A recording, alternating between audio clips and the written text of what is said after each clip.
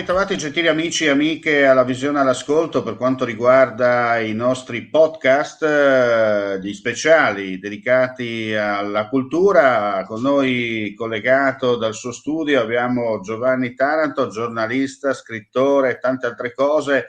Perché abbiamo oggi con noi Giovanni Taranto? Perché Giovanni Taranto sarà nel prossimo weekend, proprio venerdì e sabato, sarà presente in Friuli, il 24 a Udine e poi il 25 a Pordenone per presentare la sua ultima elaborazione editoriale. Allora Giovanni, innanzitutto grazie e ben ritrovato, era un po' che Grazie non a ci voi. vedevamo dal vivo. Ecco, era un po' che non ci Grazie a vedevamo dal voi. vivo. Sì, è un Senti, po' che allora, non ci vediamo. era un po' che non ci vedevamo. Senti, allora, Malafede, ci vuoi raccontare com'è nata questa ultima, diciamo così, tua opera editoriale? Questo è il terzo capitolo dei gialli dedicati alle indagini del capitano Mariani, che sono pubblicati da Avagliano. È ormai una serie che sta andando molto bene, è imperniata su questo capitano dell'Arma dei Carabinieri romano che opera ai piedi del Vesuvio, ma ovviamente poi le indagini si estendono in tutta Italia ed anche oltre. Malafede tratta di due temi fondamentali che si intrecciano in una maniera abbastanza complicata. Uno è la presenza delle sette sataniche o pseudotali sia nel Vesuviano in Campania ma anche in tutta Italia, e l'altro è il rapporto che la criminalità organizzata ha con la religione. Mhm. E quelli che io cito sono dati reali, anche se la trama intorno a cui ruotano è di fantasia. E la vicenda si svolge a Pompei, che è uno dei centri nodali della fede in Campania, ma anche nel mondo, perché diciamo, è uno dei centri più importanti del culto mariano a livello mondiale. Cioè Mariani con i suoi fidatissimi del nucleo operativo, che sono il maresciallo Di Filippo e il brigadiere Soriano, che devono indagare su una serie di eventi abbastanza strani che all'inizio fanno pensare a qualche cosa addirittura al di fuori dell'ordinario, e che poi pian piano insomma porteranno a una serie di eventi ben più concreti, fino a un clamoroso furto d'arte con un pseudo doppio rapimento. Il tutto si intreccia con omicidi dai contorni indecifrabili, e sarà necessario anche l'intervento di personale del Vaticano e poi trasferte all'estero, insomma una cosa abbastanza complicata che però, come dicevo, nonostante ruoti intorno a una trama di fantasia, poi come in tutti i miei gialli è contornata di dati reali su quella che è la presenza della criminalità, in questo caso delle sette Certo. in Italia. Ecco, volevo ricordare ai nostri telespettatori, per chi non ti conosce, che oltre a essere un bravo giornalista, un ottimo scrittore, sei anche una persona molto impegnata sul territorio, perché la criminalità fa parte un po' della tua attività extra editoriale, no? Beh, io sono stato presidente dell'Osservatorio per la Legalità, il cosiddetto Osservatorio Anticamorra, qui nel Vesuviano a Torre Annunziata. Sono oltre 40 anni che faccio la cronaca nera e investigativa, sono impegnato molto nel sociale, anche con l'Associazione Nazionale Carabinieri e con il gruppo di fatto operativo sul territorio. Insomma, ci occupiamo di sicurezza, ci occupiamo di vigilanza. Poi ovviamente cerco di prestare la mia opera perché io sono un insegnante di arti marziali, insegno Taekwondo per l'Unitam Sumuquan Italia, faccio corsi di difesa personale femminile in tutta Italia. Proprio adesso ne abbiamo avviato uno in un liceo della penisola sorrentina a Meta, su richiesta della dirigenza scolastica, perché si sente il bisogno di maggiore sicurezza per le ragazze, e proprio in questi giorni insomma il terribile episodio di Giulia ci ricorda che certe cose Mm. purtroppo possono sempre essere dietro l'angolo. Io dico sempre che in un mondo ideale la difesa personale femminile, ma non solo, dovrebbe essere inutile. Purtroppo non siamo in un mondo ideale, quindi a volte può Certo. servire avere delle nozioni non soltanto pratiche di difesa fisica in caso di eventi critici, ma anche per quanto riguarda la possibile prevenzione e diciamo il saper cogliere determinati segnali inquietanti o che possono preavvisarci di un possibile pericolo. Sono cose che noi Certo. spieghiamo in questi corsi. Sono perfettamente d'accordo con te.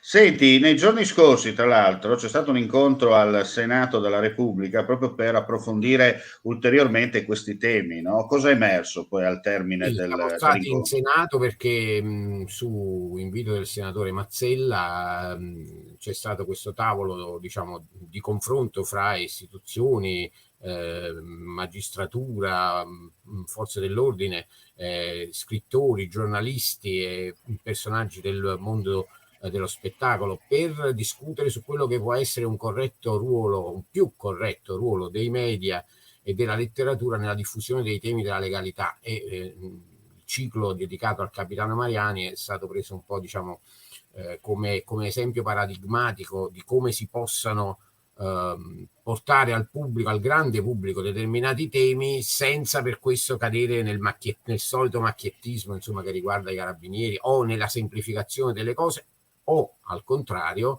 senza rischiare poi di fare delle figure dei boss, dei killer, dei grandi malavitosi, delle figure diciamo quasi eroiche di riferimento, che in determinate zone, in determinati contesti culturali fa grossi danni. È emerso da questa riunione, tra l'altro, che è necessario e si cercheranno nuovi modi per farlo, portare al grande pubblico una visione più reale delle cose, una visione più aderente alla realtà che spieghi per bene quelli che sono i fenomeni della criminalità organizzata e non e il vero operato delle forze dell'ordine e della magistratura, il che non significa fare delle opere di letteratura o fiction o cinematografiche che siano noiose o che siano pesanti, significa semplicemente dare una visione reale dei fatti che poi sia contornata, come nei miei gialli ad esempio, da quella che è la vita di tutti i giorni e quindi ci può essere l'episodio divertente, ci può essere la battuta, che nel mio caso ci sono tutte le realtà del Vesuviano, le tradizioni locali, il folklore, perfino le ricette, voglio dire. Certo, certo, certo. Senti, non per fare le famose spoilerate, ma è prevista una trasferta fuori dalla terra della Campania verso il nord-est del commissario, del capitano Capitano. Mariani per indagare, ecco, del capitano Mariani per indagare anche quello che accade nella lontana provincia dell'Impero? Allora, Mariani viene portato dalle sue indagini un po' dappertutto. Ti posso spoilerare, ma non lo diciamo a nessuno, insomma, chiudiamo le lettere. Certamente. In uno dei prossimi capitoli delle indagini del capitano Mariani si passerà anche da quelle parti perché si arriva, diciamo, dal centro-est Europa e si passa anche da quelle parti, ma non è escluso, e non lo sto dicendo, che in uno dei prossimi capitoli di Mariani il capitano e i suoi debbano venire a mettere il naso da quelle parti per altre cose e traffici che riguardano la presenza delle mafie italiane e trasfrontaliere in quelle aree. Certamente. Senti, allora, Giovanni, andiamo a ricordare l'appuntamento, anzi il doppio appuntamento, come ho detto in premessa. Venerdì pomeriggio sarai in quel di Udine e Siamo alla poi, libreria Friuli, ecco, e sì, poi ecco, dove sarai di preciso a Udine che allora, per gli amanti?